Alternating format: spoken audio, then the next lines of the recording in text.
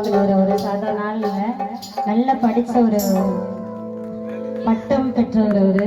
இந்த கலையை வந்து ஒரு வருமானத்துக்காக பண்ணவே இல்லை, அந்த கலையில உள்ள ஆர்வம், அது மேடைக்கு மேடை உங்கள்கிட்ட இருந்து வாங்குற அந்த கைத்தட்டலுக்காக தான் அதுவும் அவர் பண்றாரு.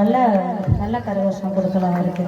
அவர் நினைச்சிருந்தா நிறைய பெரிய வேலைக்கெல்லாம் போயிருக்கலாம், அவரே இதை கையிட்டாரு. கலைங்கிறது எல்லாருக்கும் கிடைச்சிடாது,